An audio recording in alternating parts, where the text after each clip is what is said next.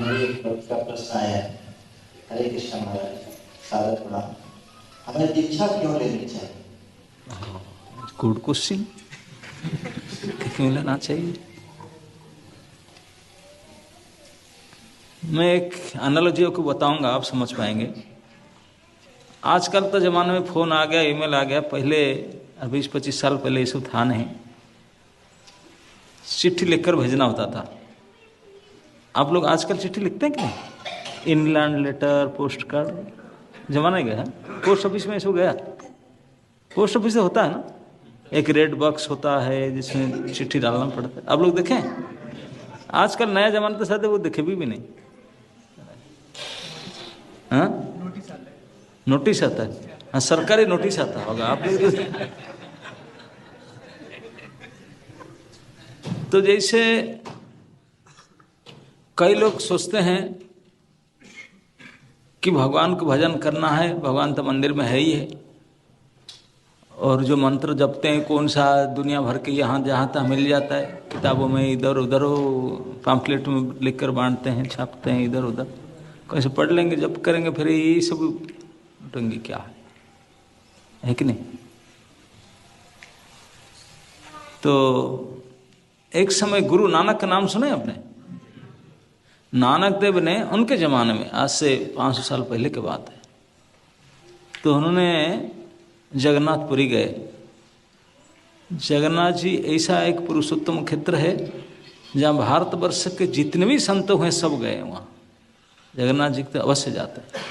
तो सारे नानकपंथी लोग, कई सैकड़ों उनके शिष्यगण के साथ नानक जी भी एक बार गए थे। उन्होंने जो प्रथम बार पुरी गए, वो भाषा भी अलग है, स्थान अलग है, तो उन्हें कहाँ रहेंगे। 5 साल पहले इस प्रकार के गेस्ट हाउस वगैरह तो था नहीं, इतनी व्यवस्था की, फ़ोन नहीं था, पहले बुकिंग करके जाएं। तो जा करके कहीं बड़े ग्रुप था, कोई स्थान नहीं मिला, तो समुद्र किनारे में चले गए। वही जाकर समुद्र किनारे बैठेंगे। वो तो किनारे बैठ कर सोच रहे थे कहीं व्यवस्था करें, समुद्र में तो नहा लें, नहा धो करके अब देखें दर्शन करेंगे, प्रसाद बीच बैठे थे। नानक जी सबको बता रहे थे स्थान की महिमा।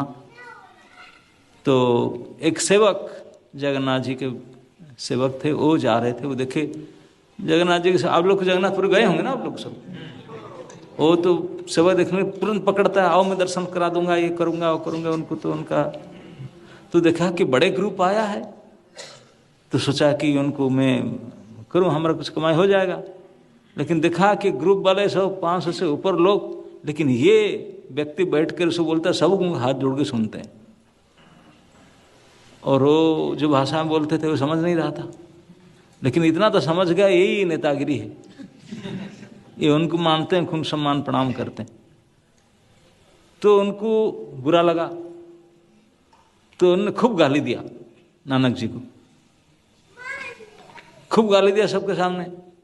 अच्छा बात है कि किसी को समझ में नहीं आ रहा था भाषा, लेकिन खूब गाली दिया। नानक जी समझ रहे थे कि उनको मुख के विकार देख कर कि मुझे गाली दे रहा है।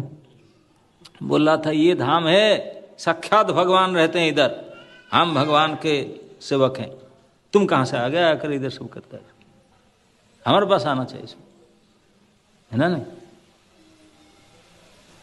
कुछ लोग बोले गुरुजी हैं, यहाँ गुरुजी फुरुजी नहीं चलेगा, यहाँ गुरुगिरी नहीं चलेगा, यहाँ भगवान है, सेवक है, इसका क्या जरूरी है? भगवान दर्शन कर, चलो हमको दर्शन कराते हैं, हमको दे दो हमारा दक्षिणा, हम दर्शन करा देंगे, सब करेंगे, प्रसाद पाकर दो। तो ऐसे खूब गाली दे करके बोला। अब सारे लोग बोले कि बात सही बात बोलते, ये तो सेवक है, साक्षात भगवान है, उनका क्या?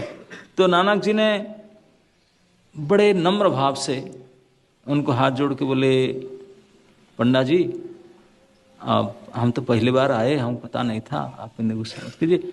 हम एक्चुअली यहाँ बैठे हैं कि मेरा एक नियम है कि प्रतिदिन सुबह मैं कुछ दर्शन करने से पहले थोड़ा अग्निहोत्र करता हूँ। अग्निहोत्र जानते ना, हवन, होम करना, हवन करना, थोड़ा हवन करता हूँ, फिर जाता हूँ कुछ काम करने।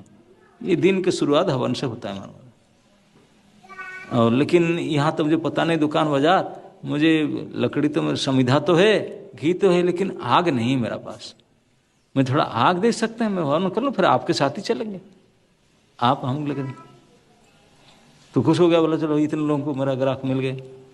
लेकिन तो बोला आग चाहिए अब ना, तो फटाक से जाकर माचिस ले आया। नानक जी बोले मुझे माचिस नहीं चाहिए, मैं माचिस से नहीं मांगा था, मैं तो आग मांगा था। सोच सोच कर गया, आग मांगा था, माचिस नहीं चाहिए। समझ नहीं आया तो एक जलते हुए लकड़ी लेकर के आया, जल रहा था। बोले उसी से काम चल रहा, ये तो लकड़ी है जल रहा है, मुझे तो आग चाहिए था। अब फिर जा करके मोमबत्ती जलाते हुए लेकर के आया। बोले नहीं ये तो मोमबत्ती है, मुझे तो आग चाहिए था। तब गुस्सा होकर बोला पागल, आग कैसे दूंगा? हाँ, अरे आग के लिए तो कोई माध्यम चाहिए कि नहीं? लकड़ी हो, मोमबत्ती हो, माचिस हो, किसके लेंगे? नहीं तो आग कैसे दूंगा ला करके?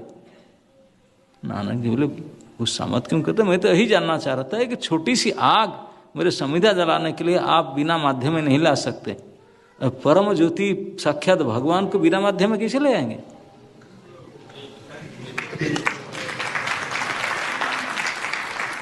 तो इसलिए एक माध्यम का आवश्यकता है। ओके, बिना माध्यम में नहीं हो सकता।